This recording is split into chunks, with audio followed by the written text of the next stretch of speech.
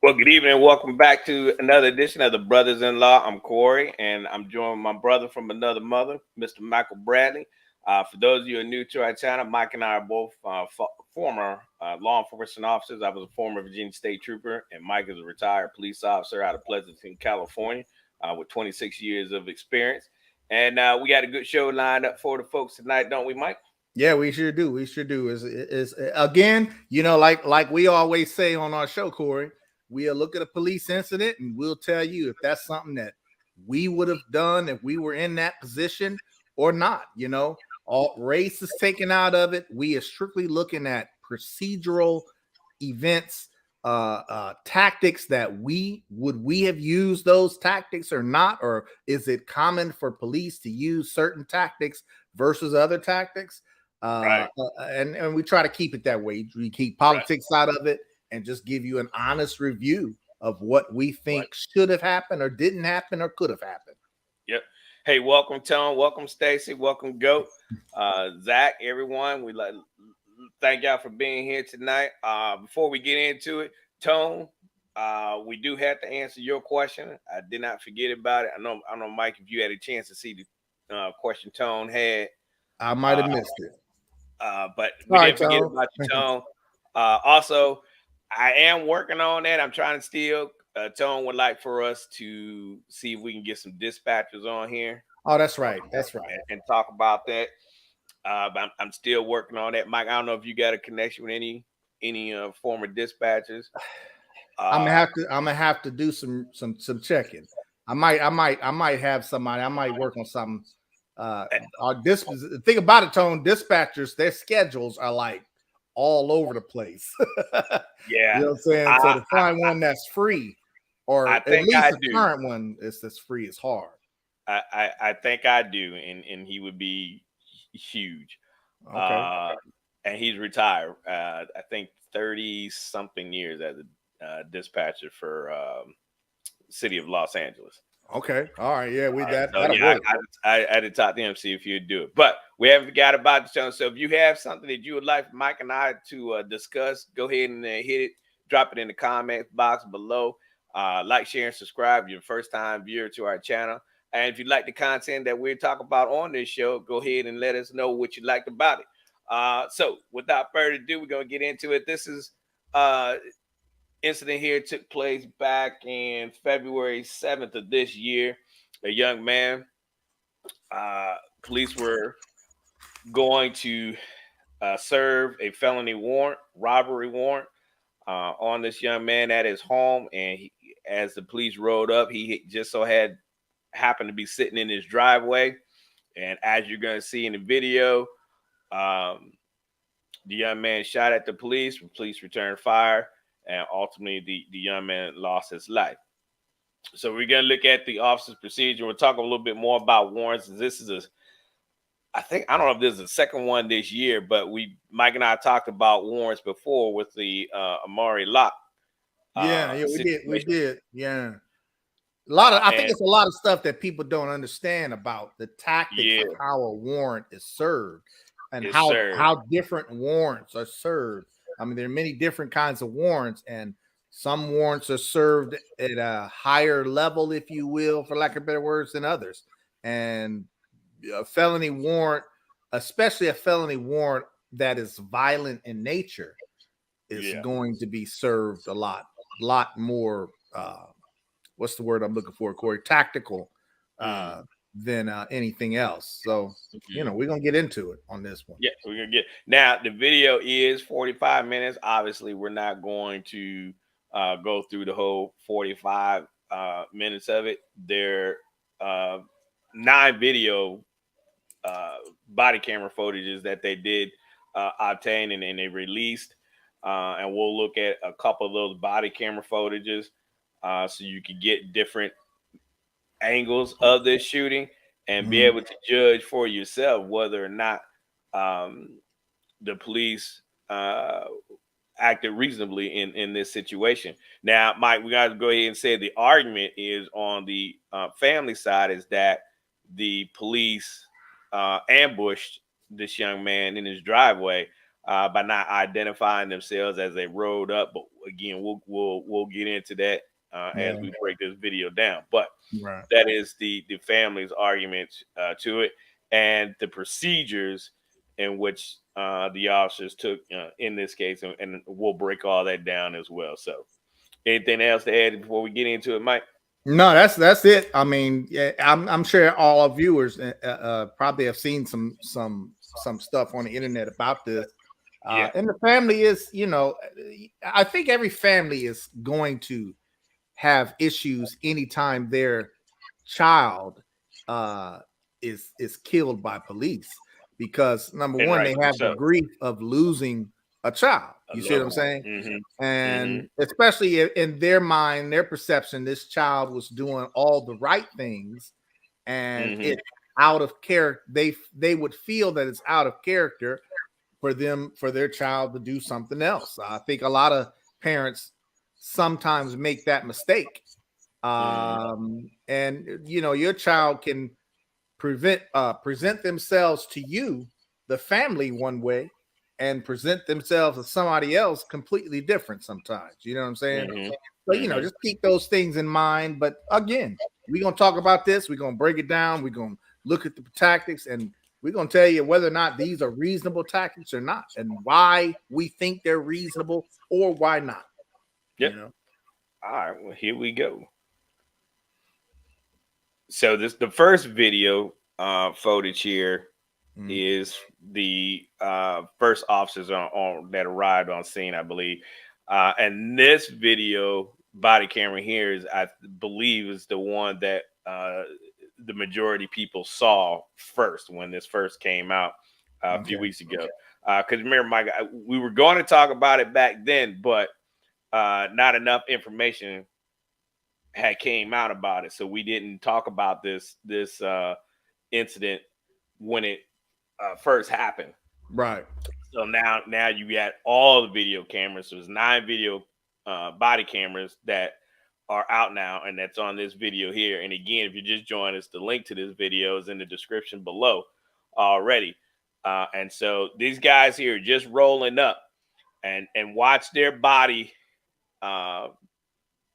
expressions and see how they're reacting, and then you decide whether or not they were being shot at first or they were shooting first. We go.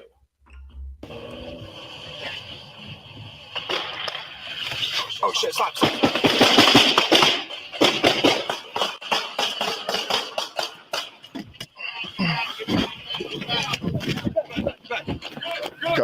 Yep, get back. He's down by the front door. Down by the front door. He's down the doorway, guys. Watch windows. Watch windows. Everybody good. Watch windows.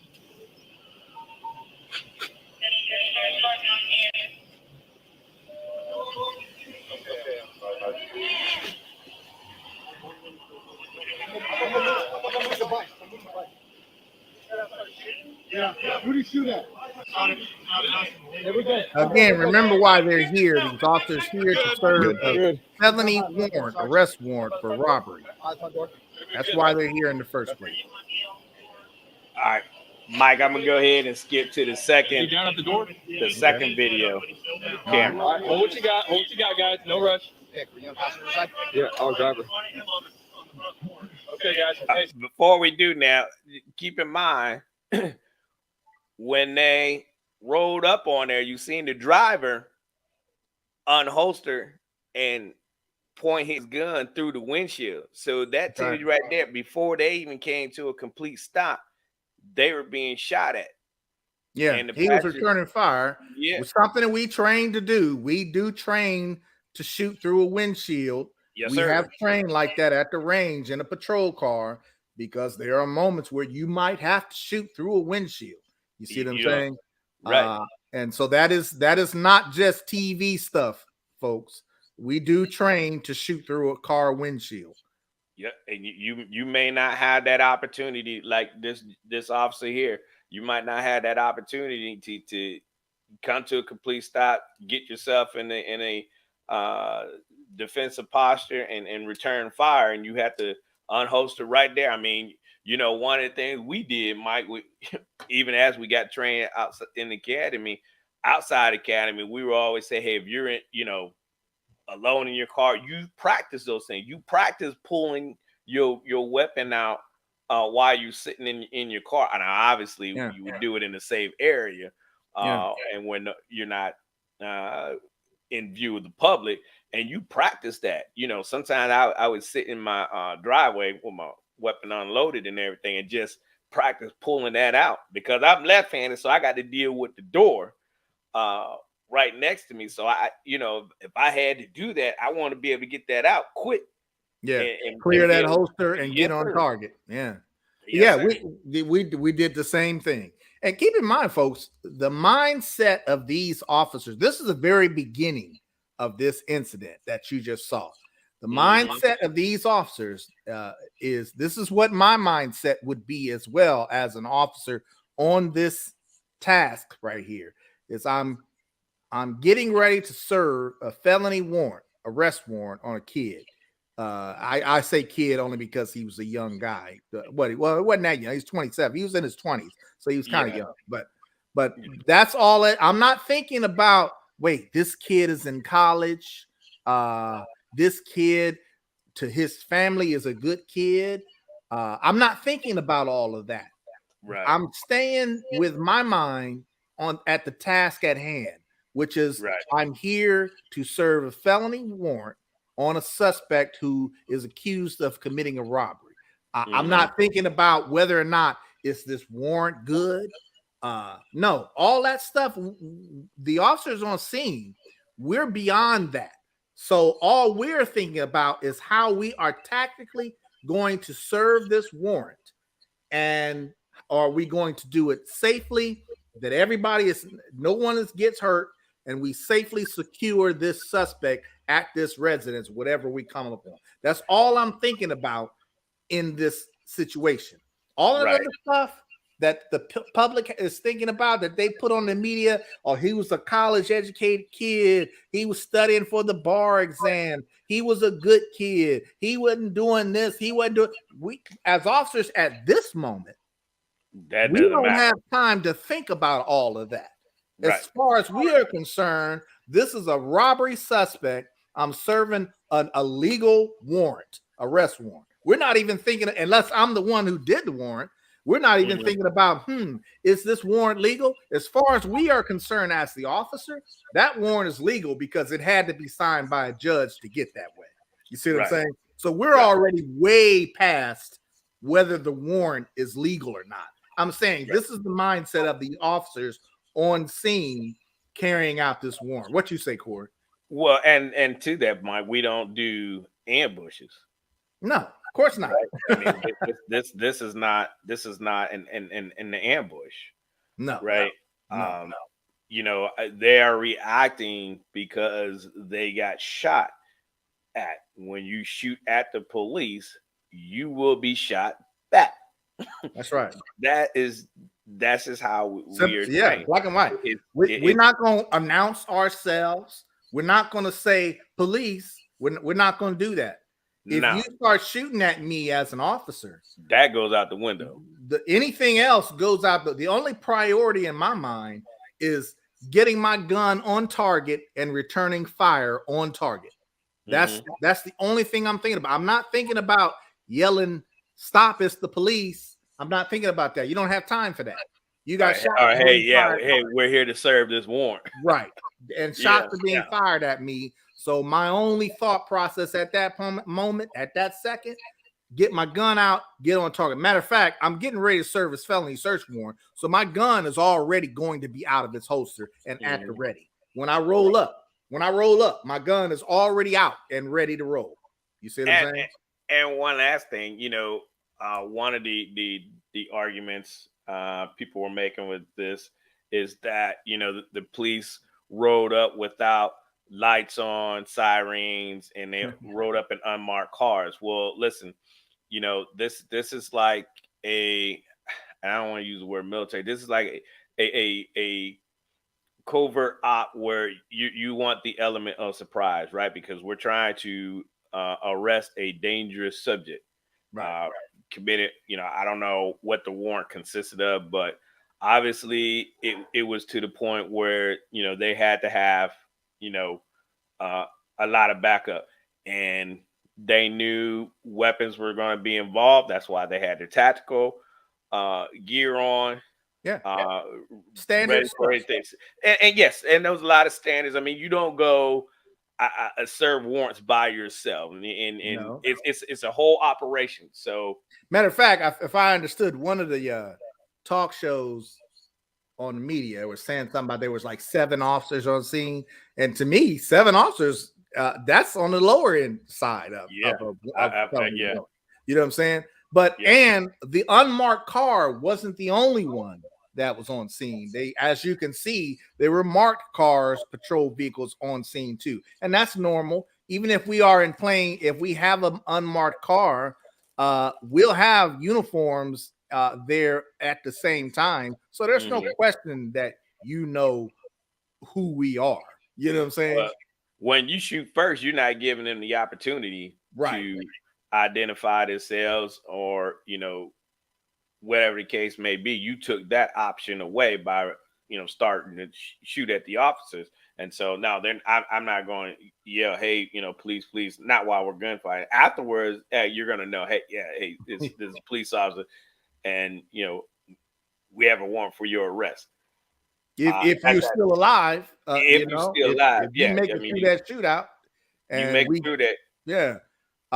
But you're right, Corey. Once you start shooting on us as an officer, if I get shot at, everything else goes out the window. It's all about returning fire and hitting my target. Period. Stopping Ain't nothing else on my mind. Stop that threat.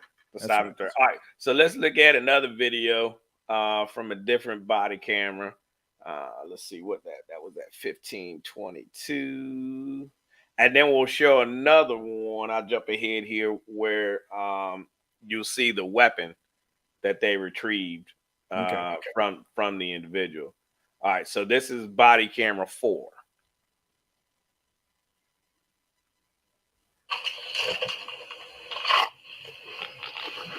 Now he has his weapon out.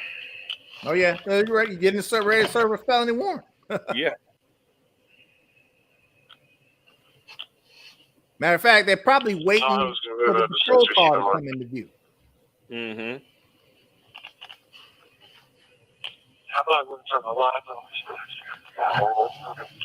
right, now they're moving in. It's getting out. Well, they saw him sitting in his car before, right out the gate.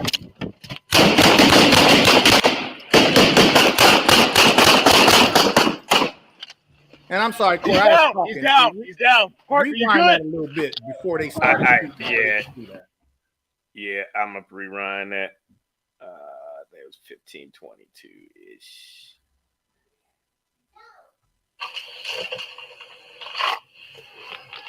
So they're sitting there waiting to make their move. Yep. And like you said, they see him sitting in the car. So pause it.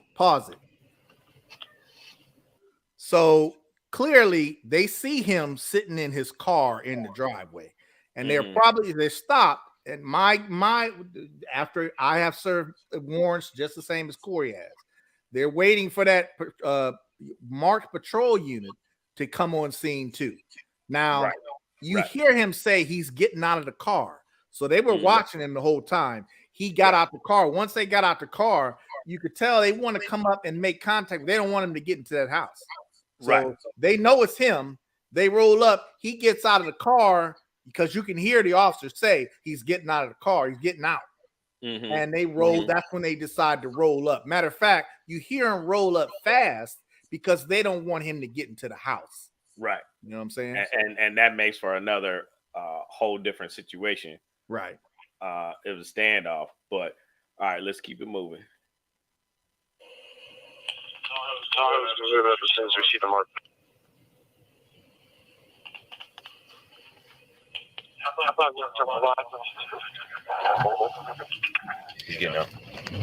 He's getting out.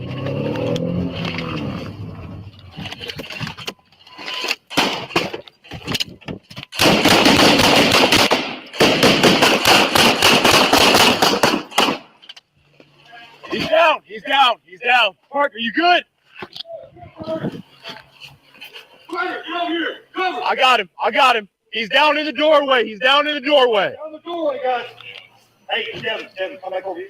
I got you. Moving. Everybody good? Yep.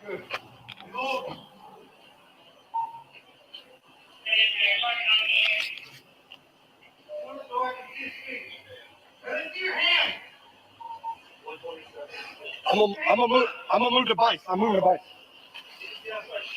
Yeah. Yep. He shot at us in the Lincoln. We're good. All right. You good? Yeah. All right. So, that when I saw that body camera right there, I was like, holy crap, man. They're shooting them at him. Well, the subject was shooting at them before they even had the opportunity to stop the car. And then you notice they got out the car and the car was still moving. And I don't know if the audience was able to hear, but you heard that thump. Well, it hit that marked car. Yeah, they hit that patrol car. So, the storyline of the police just rolled up on and ambushed him. Now, to me, that just really goes out the window. Yeah, that doesn't make sense. The police clearly were ready for him. They knew he was sitting in the car. They knew that it was him in that driveway. And they were ready for him. That's why that unmarked, you can hear that unmarked say he's getting out. So he was getting out of the car and was likely walking towards his front door, walking or running, or who knows whether he was walking or running, but he was definitely headed to his front door, and they didn't want him to get into the house. So you can hear the quick acceleration of that unmarked car to hurry up and get on scene. And when it got on scene, you can hear the first two shots, and it wasn't from this officer. He had his gun out, but the first two shots, I heard at least two shots that would have been from the suspect. And then that's when the officer, you can see him dip back down in the car in an attempt to get some cover. And then he came back up and fired on it. Right. See what I'm saying? Right. You figure there were 7 cops on scene. There were multiple cops that fired, from what I understand. But however many shots this officer fired at him. I want to address this real quick, because they're gonna say, wow, you had to shoot him 30 times or whatever. Well, if you picture this, say if this cop fired probably 7 to 10 rounds, you know what I'm saying, if not more than that, you know what I'm saying, and if you had 3 cops firing 10 rounds a piece, that's 30 rounds.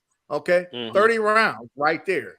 So that's why it's really not important how many times the officer shot, because if you shooting at me, I ain't counting bullets. I'm returning fire and I'm dumping. Okay, because I want to make sure that threat is gone. Okay, I'm not trying. You already shooting at me, so I need to make sure that I'm gonna stay alive, and my adrenaline is pumping. I'm on target, and my finger is pulling that trigger multiple times until I see you drop and your threat is gone. Period.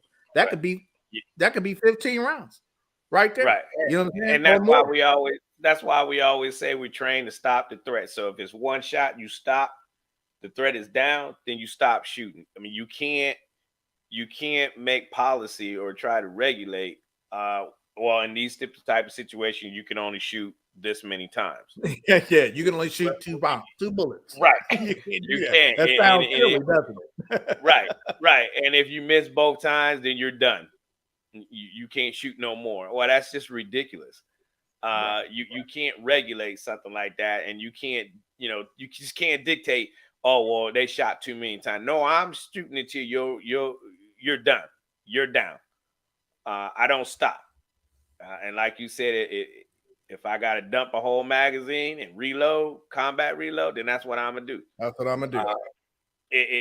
We are trained, and to see, that's the same thing. In the military, you train the same way. You shoot to stop the threat.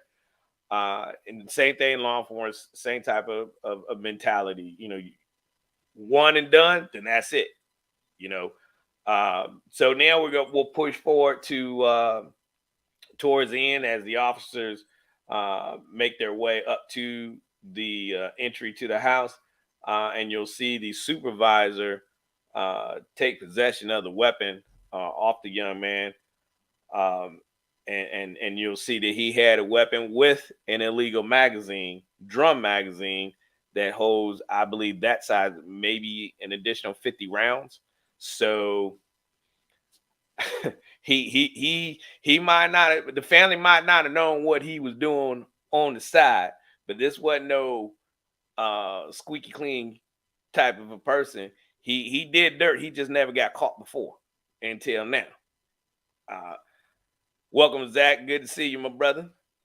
Let's see. In fact, before we get there, Jack got comments. If we need a law that a warning shot must be fired before hand, too many police involved shootings, warning shots save lives. No, you cannot do that. No, plus, I strongly disagree with that because bullets are not something that we just can waste one round on purpose just to give you a warning. I mean, if I'm shooting at a target. You see what I'm saying? Number one. And number two, even if, let's speculate and say that was something that they came around to do. If they did something like that, then there could be circumstances where you don't have time for a warning shot. If that suspect is shooting at me, you think I'm gonna give a warning shot first? No, I'm shooting on my target first. Period. You see what I'm saying? That warning shot is TV stuff. You don't shoot no warning shots. You know what I'm saying? I'm sorry, Zach. I see you, and I can see your intent is somewhere in the mindset of giving these citizens some kind of warning. But if you shooting at the police, what more warning do you need? Let me just say this: accountability. We are accountable for every round that comes out the barrel of that weapon. So if you're shooting a warning shot and you're shooting up in the air, that bullet, you, Zach. I see you, Zach. that bullet has to come down somewhere. And if it hits a bystander, standing in their backyard, and you kill him, well, guess what? That officer who fired that round, that so-called warning shot, is now on the hook for that death of that citizen. So that's just, that's, again, like Mike said, that's Hollywood. It's all about accountability. We're not gonna waste it around. I'm not gonna waste no round and giving a warning shot. And Zach, I see that you were playing around, but you be surprised. We know, but be surprised. There are citizens out there that will know that will say exactly that. That's right. That's right. Because there are same folks out. Those very same folks will say, "Well, how come they just didn't shoot him in the leg?" Yeah, right. Right. So we know. Yes, Zach. We know you. We know how you think and how you are. But yeah, there are those out there. We want to clarify for them because I guarantee you, somebody like Mike said is thinking that exact same thing. Joan has a good question too. He says, "Isn't this why officers scream out to identify themselves?" In general, yeah, Tone. Yeah. But this is a situation where you ain't got no chance to scream nothing. You got this suspect firing at you. Okay, I'm firing back. I'm not screaming. I'm not shooting in the air. I'm not giving warning shots. I'm drawing my weapon. In this case, my weapon would already have been drawn because I'm getting ready to serve a felony warrant. So it already be in my hand at the low ready, we call it, right? But once you start firing at me, the only action I'm gonna do as a police officer is come up on target and start firing. Period. I'm not shouting nothing. I'm not saying, "Hey, police, police." I ain't saying that. I'm shooting and taking that threat out first. We'll talk about police later, okay? Because I need to stay alive. You know what I'm saying? You can do that. You can pull at the same time, try to say, "Stay police, and put rounds down range." You can do that, but in the heat of the moment, that's probably like the last thing that you're gonna do. Nobody's gonna say, "Oh, well, you didn't shout, stay police." You didn't. Now, everybody knows and understands law enforcement wise, knowing when that's the last thing you worry about. You're worried about at this point your life, right? Taking cover. That's what's important to me at that moment in time. Now, again, the situation always dictates, Tone. If this guy had been in the house, the police would have made their approach to the front door and announced themselves that way. Again, if he's inside the house, he sees them making their way to the porch and started shooting from a window, then again, they may not say, "Hey, police, we're here." You're right. So the situation is going to dictate how the officer's going to be able to announce themselves. They're coming into a hot zone and guns are blazing. Yeah, you're not going to get that opportunity to announce yourself. At that point, them shooting fire, they already recognize that you're the law enforcement. So they already know who you are. And you know what? Let's speculate here, Corey. Let me play devil's advocate. You know how I like to play devil's advocate. Now I saw somewhere where they had an argument well, this kid, if he saw this unmarked car roll up on him with a guy with a gun, okay, of course he has a right to defend himself. He, quote unquote, legally had a firearm and he drew down and fired. He has a right to defend himself if he thinks somebody is come up there to shoot him, right? Devil's advocate, if I was an officer in that position, that really wouldn't matter to me, because once I'm getting fired on, I am naturally, an officer's instinct is to return fire on target and take out the threat. There is no exceptions to that. I don't think people understand that. So once you make that decision that you have to take out a threat, nothing else is on your mind until that threat is taken out, is controlled, is eliminated. Period. It may be unfortunate that maybe the devil's advocate again, maybe this kid thought that this was somebody who was just coming up to shoot him, and he decided to start shooting first. That's unfortunate because it wasn't just somebody, it was the police who were coming up to arrest him on a felony warrant.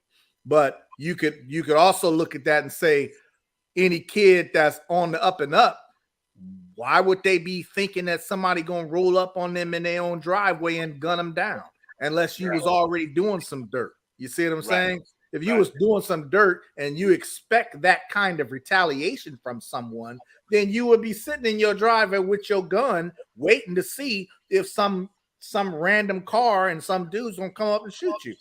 Otherwise, if you an up and up kid, straight up, ain't doing nothing wrong, you ain't thinking about that. You gonna sit in your driveway. I don't sit in my driveway expecting some random car to come up and target me and gun me down, right? And I'm a retired officer. So a regular standard kid going to school, doing the good things and everything, you doing something to think that some random car is gonna come up and try to gun you down. Right. And you sitting there in your car at the ready. So, now that you're saying that, I'm wondering, because they were saying that 30 minutes prior to this happening, the mother got a call from, I believe she said, the police department, saying that they had a warrant for her son's arrest. And she was saying that, that was a lie, that, he wasn't a troublemaker and this, that, and the other. I'm wondering if somehow or another he got word, I don't know, maybe from the moms, hey, the police said you have a warrant, and possibly he was sitting there waiting on them, or was he, then thinking, well, he just sit here for a few minutes and then go ahead and drive down there and turn myself in. But whatever case was, and I'm speculating. He was sitting in that car at the ready. Why was he sitting with the gun? If you're gonna go turn yourself in, why you sit in the car with your gun? So I'm trying to process it as, okay, was he anticipating them coming, and that's why he had the gun? I didn't even think of it that way, Corey. You're right. I mean, since his mom, if that's true, since his mom did get a heads up 30 minutes before they rolled up that, hey, your son got a warrant, blah, blah, blah. And she just blew it off and didn't believe it. You know, I would at least call my son and let him know, hey, I just got a call from the police. They said they got a warrant for your arrest, blah, blah, blah. You know what I'm saying? And if they said that much, I'm sure they told the mom why he had a warrant for his arrest. You see what I'm saying? So if he knew that, if she called her son and gave him a heads up, then he should be ready that if the cops could show up at my house at any moment, okay, and he might have been ready, which is, you know, is that hard to believe? Why is that such a hard thing for citizens to believe? This wasn't just some innocent kid. Well, because he's educated with a college degree and a master's degree, and never been in trouble. So but he had a warrant for robbery. You know what I'm saying? And you got to understand, folks, that's in the mind of a police. Like I said before, Corey, in the mind of a police officer serving this warrant, we ain't thinking about, oh, this kid is a college educated kid. This ain't in his character. First of all, officers don't know this kid personally. Okay. We are not going to assume that this kid is not going to do anything to harm me. I have a felony warrant arrest for this kid. So why would I not, number one, assume that this kid could be dangerous? Of course, I'm going to assume that this kid could be dangerous, and I'm going to respond to this arrest warrant in the proper way. And these officers look like they responded in the proper way. And like I said, like you said, Corey, once you start shooting, I show up, you start shooting. Okay, you made the decision to get shot at, if that's the case. I'm not buying. These officers didn't just roll up and randomly, quote unquote, ambush this kid.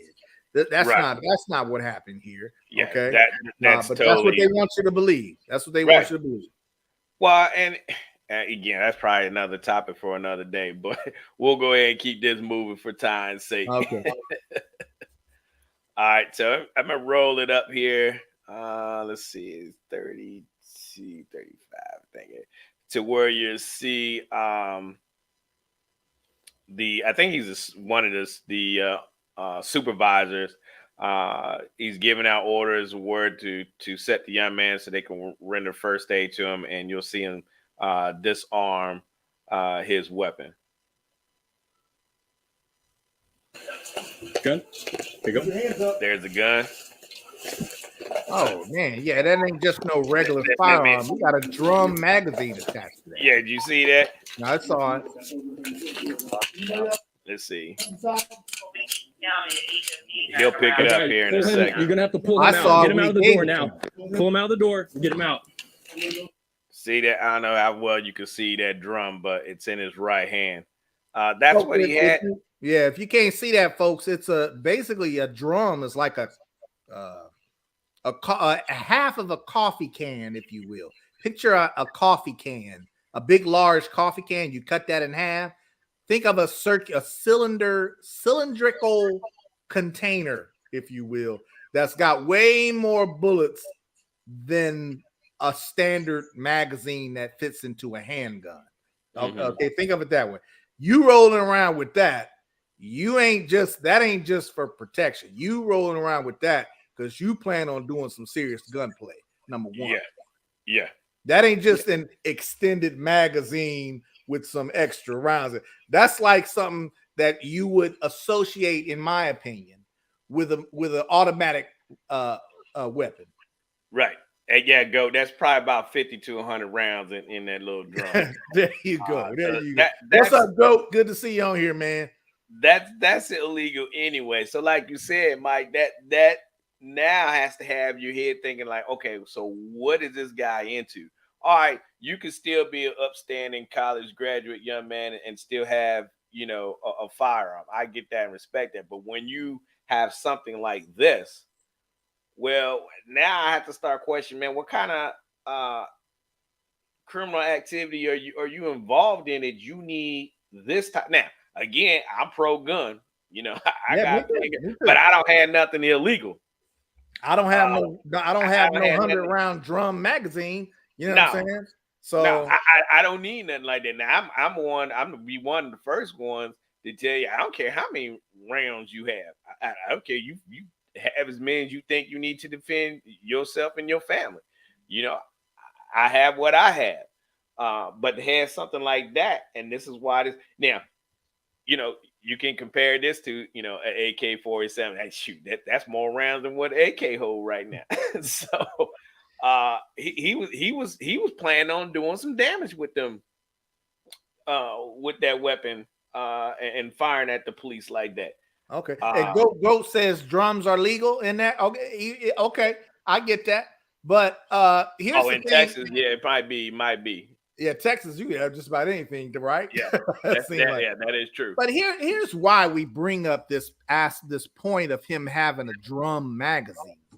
It's because if you up and up kid squared away, you ain't looking for no trouble. You ain't trying to get into no trouble. You ain't trying to associate yourself with trouble like that. You ain't walking around carrying a firearm with a drum magazine attached to it. You just ain't. I'm sorry. You only carrying a drum magazine because you expect that you might get into some kind of mess that is related to that type of activity. You see what I'm saying? So that tells me that this kid definitely ain't no angel. And yeah, he might have been college educated, trying to take the bar exam, all of that stuff. That's all great. But he was into some dirt too, which is why he was in the mentality of carrying around a firearm with a drum magazine. Okay. Mm-hmm. Come on, folks. We got to use our common sense here. That's not just a firearm that you legally can possess in Texas. That's commonly everybody walking around has one in their waistband. No, man, that's a drum magazine that you intend to get into some major shootouts with. I'm sorry. That's what I'm saying. Right. Or you have something going on in your life where you feel that you got to be continuously watching over your shoulder, and when it happens, you want to make sure that you're ready. Hey, Katrina, welcome. She's saying warning shots save lives. No warning shots. You shoot at me. Yeah, we just had that discussion, but we'll reiterate it again. There are no warning shots. I ain't shooting no warning shots. Now, my first warning shot is hopefully be right on target. That's my first warning. There you go. Right on target. There you go. Okay. There you go. That first shot. Yes, right. That's right. You a threat. You getting the first warning shot, and it's right on target. Right on target. You know, and again, that's just these anti-gun owners and or not owners, but people who don't want to have a problem with gun ownership and how police do their job. They just, for lack of better, they just run their mouths and don't know what they're talking about. Thanks for joining us, Katrina. I see you joking though, but thanks for joining. Yeah. But you know, we had to. This has to stop. My only problem is, like we say, Corey, on this show, we will look at a police incident and we gonna just tell you if that is reasonable or not, if we think that's reasonable or not, period. There's nothing extra in with that.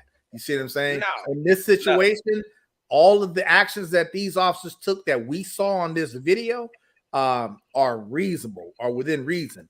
Do I believe that this kid shot at them first? Yeah, I can hear 2 shots ring out before that officer 100%. Ever fired a shot.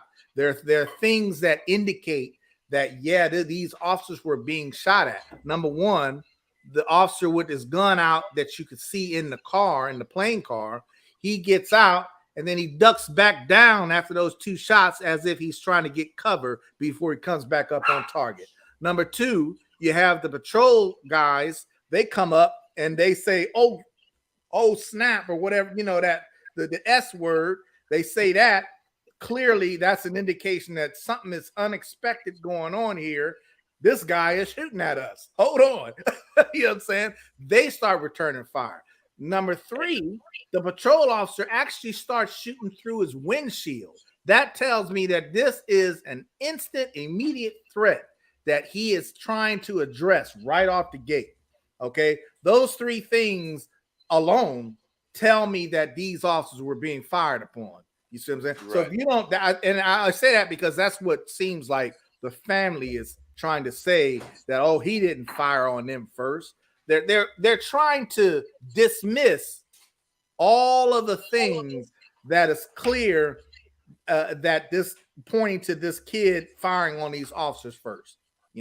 They're dismissing everything. This kid was an angel. This kid was a college graduate. He was a criminal justice major. He was trying to take the bar exam. It was not in his character to sit there with a gun. Okay, well, he had a gun. Well, that's all right. It's legal to have a gun in Texas. Okay, well, he had a legal gun, but he had a drum magazine. Oh, so what? You can have a drum magazine. It's legal to have a drum magazine, but is it common for a citizen to sit in his driveway with a gun magazine, a drum magazine on a pistol, unless you're ready to go? Mom got a call from the police saying, hey, we got a warrant for your son's arrest. I'm sure they told her what the warrant was for, and they probably even gave her a heads up asking if he was at the house. Okay, if the officers ask if you at the house, red flag number 1, they getting ready to come to that house and serve a warrant on you. You see what I'm saying? And she probably gave her son a heads up that, hey, the cops got a warrant on you, blah, blah, blah. So the son was probably ready for these officers to come up on scene. And when you give the argument that, hey, he had a right to defend himself, these officers in a plain car roll up on him and he didn't know if they was getting ready to shoot him. Well, yeah, but if I'm sitting there like that, why would I be thinking that somebody's going to roll up on me and gun me down if I ain't trying to associate myself with that kind of trouble? You ain't doing that. Why am I sitting there with a drum magazine in my handgun ready to blast it out with anybody who roll up in front of my house? I'm not doing that. Okay. And there was a patrol car, marked patrol car, who came on scene, actually was on scene before that plane car got there, because the plane car actually hit the patrol car when he rolled up, because he didn't have time to put on the brakes because they was getting fired at. Okay. Mm-hmm. So we got to stop this whole, I understand the family's pain. And this is why it's great that I'm sorry, I got on the tangent there. No, you're good. You're good, bro. You're good. And this is why it's great that officers have these body cameras, because it debunks everything that the media and some of these other outlets are putting out there before the whole story is out. And this is why we always say, hey, let's wait and see. And see, this is why Mike and I didn't discuss this when it first happened, because we were both like, oh, hey, let's just wait and see if there's going to be more video to come out, right? Because we were under the same impression, like, hey, this family and some of these news outlets are saying that the officers fired first at this young man. And, one of the body cameras that came out was kind of hard to tell who fired first. And so, we were like, hey, well, we'll just wait and see. And so when I think it was a couple of days ago, maybe like Sunday, Monday, early in this week, they released all the body cameras and so that you could see what happened. And again, if you want to look at these cameras, the link is down below in the description. It's 45 minutes long, and you get to see all the different angles of all 9 different officers that rolled up on scene here, and you'll see each angle. And like Mike just so eloquently laid it out, play by play, of what happened. Yeah, this young man shot first, and it's pretty cut and dry. But the problem is, you're not going to get the family or any of these other organizations, not so much the family, because they're hurting, and so their emotions are going to be a lot different than somebody in these news outlets that trying to push a certain agenda. They're not going to retract their stories. They're still going to stick to that same story, because now, if they did try to, then that makes them look bad. Like, well, why did you rush to judgment? This is why we say don't rush to judgment on these things. Step back, let's wait and see. Right? 9 times out of 10, Mike and I have always been right when we say this.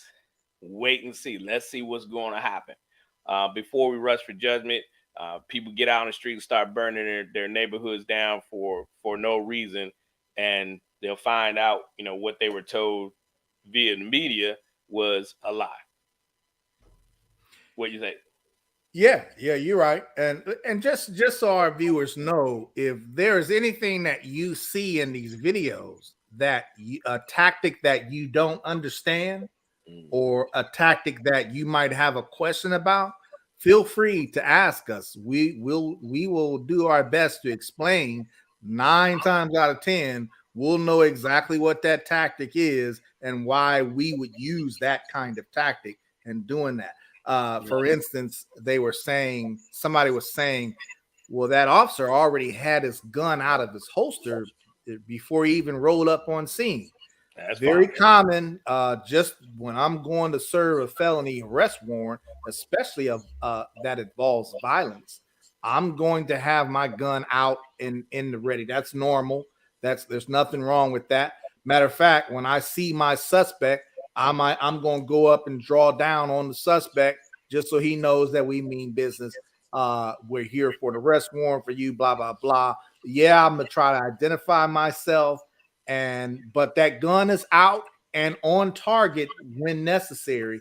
And unless I start getting shot at and all that goes out the window. If you start shooting at me, I'm going to return fire. Ain't no warnings, nothing. I'm returning fire on target. Hopefully I'm hitting my target and eliminating that threat.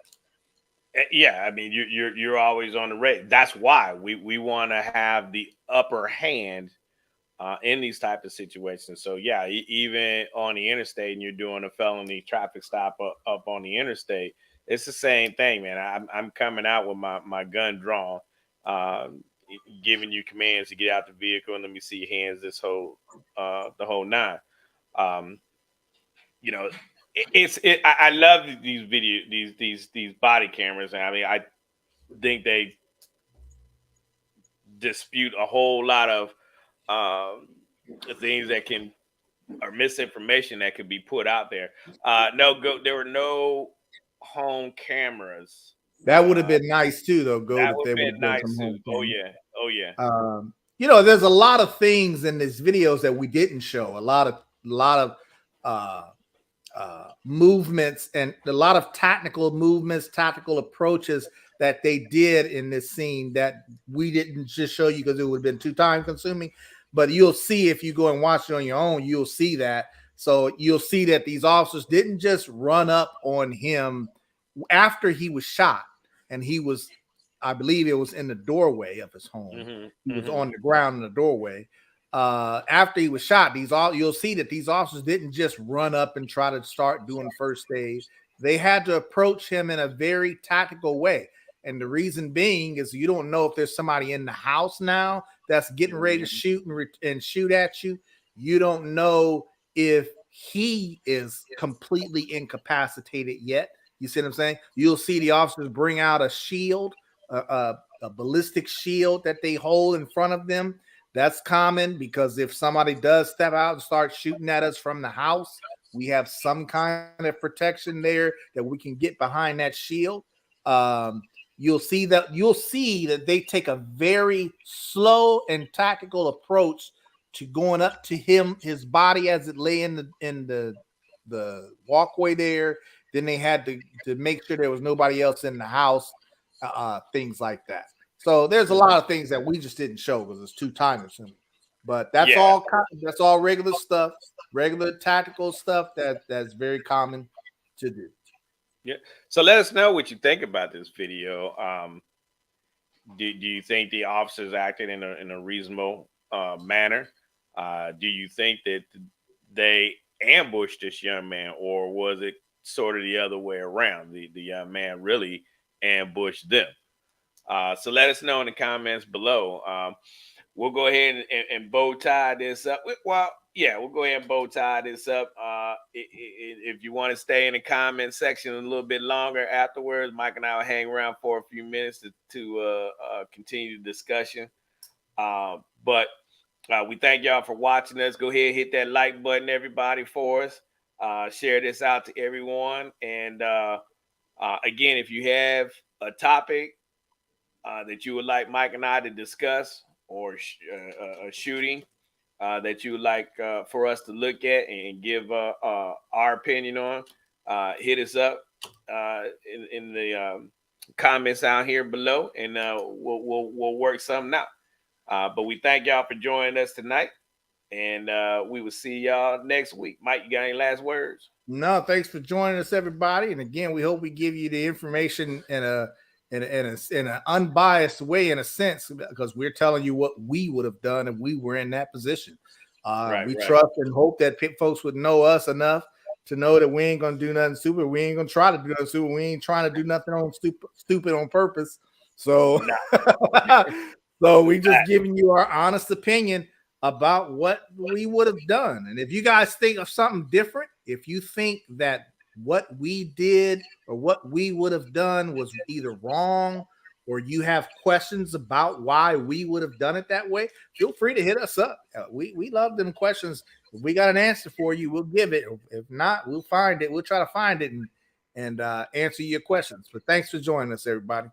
Yeah, we'll see y'all next week. Same time, same sandbox, Thursday at 8 o'clock. Y'all have a blessed week, and happy Mother's Day to everyone. That's right. Mothers out there, happy Mother's Day.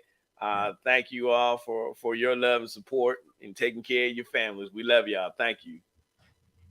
All right. Peace out. Peace. We see you, Blackjack. We done now, bro. You late. Blackjack came on kind of late.